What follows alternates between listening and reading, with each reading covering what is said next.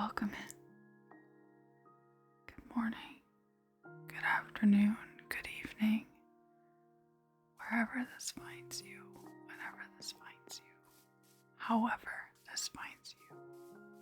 I hope you're well.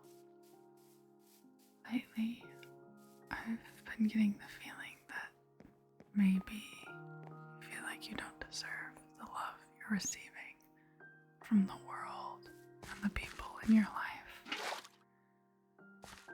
I wanted to take some time to let you know that that's not true. You do deserve love. No matter what other people have taught or shown you throughout your life, you deserve to be loved and accept love and give love in return. I know it's a terrible truth that exists, that so many children and young adults don't receive good instruction or examples of selfless love. So many of us receive love conditionally. Maybe your parents told you they loved you just to hear it back and fill some emptiness inside them.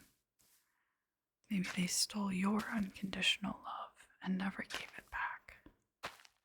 Maybe they used their love as a way to manipulate you into accepting their abuse. Maybe you never received any at all.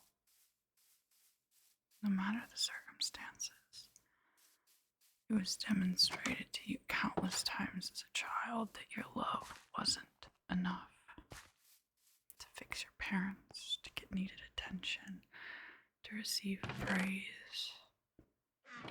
Your needs went unmet. And no matter how much love you gave away, you never got enough back.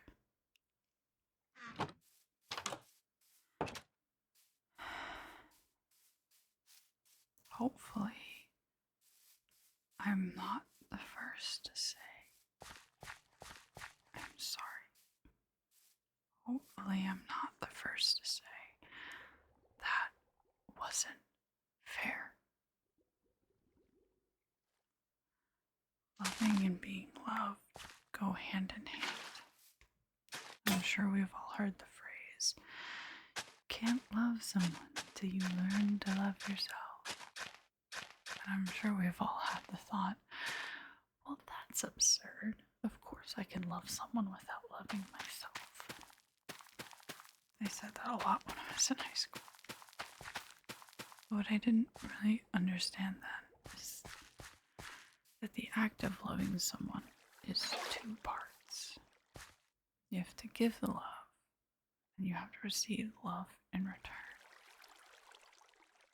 If you don't love yourself, and you don't think you deserve to be loved because you were never shown your love was worth returning, then you'll likely have a hard time completing the cycle. And if you can't complete the cycle, then you're pouring yourself into other people without getting refilled. I like to think of this in terms of Newton's second law of conservation of energy, that energy cannot be created or destroyed. Love cannot be created out of nothing. So if you're giving your love to others without being able to receive it back, you're pouring from an empty cup. And over time, you'll start to feel how empty it is. Like a backed up garbage disposal full of all the nasty scraps you are given by life. The love will seep in, but slowly. I hear you. That's great, Lucy. But how the hell do I unclog my garbage disposal? I wish I had a clear answer. The only one I have is that everyone is on their own timeline, and everyone will work through the process in their own order, at their own pace. can't unlearn trauma overnight. Nothing I have said or will say is going to be easy. I'm still going through the long and difficult process myself. I might have written this out in nice, pretty words. I might sound like I know what I'm talking about, but I'm still going through it. It's long and painful, but so worth it once you start to see the tiniest sliver of progress. The hardest part for me was getting out of my own way. No, the hardest part was realizing that I was in my own way. I realized that I had grown out of my coping mechanisms, and instead of helping, they were making things worse. Mostly as a child and teenager, I would separate myself from my emotions and not allow myself to feel them. It was very difficult to realize that I would have to unlearn that habit and start to feel the decades of emotional neglect and emptiness of my childhood. But once I did, I stopped feeling so disconnected from myself.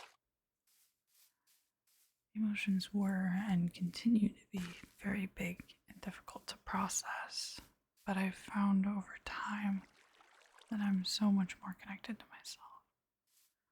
When I'm caught up in a big emotion and I find myself fighting it, I go somewhere calm. I gather my favorite candle, a stuffed animal, comfy clothes, and I literally talk myself through it. Feeling the emotions is like turning on the tap. It's gonna fill the sink, but the more the water runs, the hotter it gets. And the hotter it is, the easier it is to break up all the gunk in the disposal.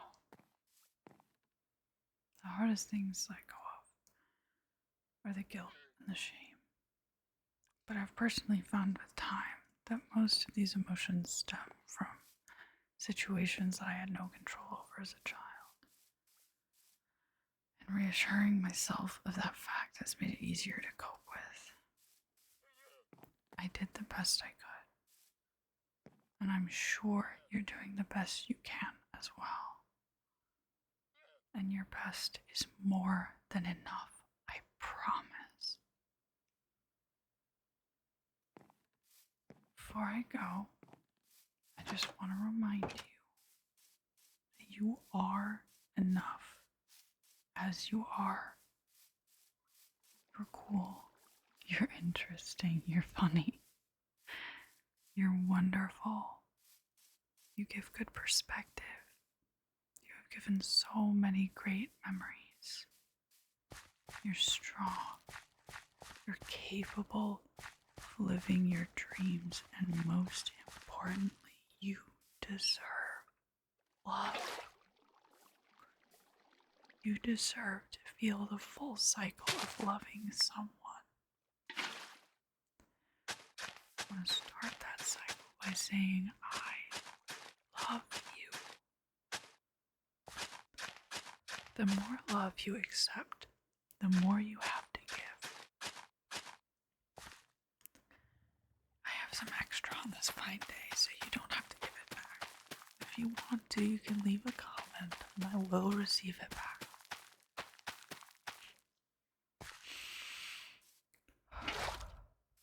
I promise it's going to be okay.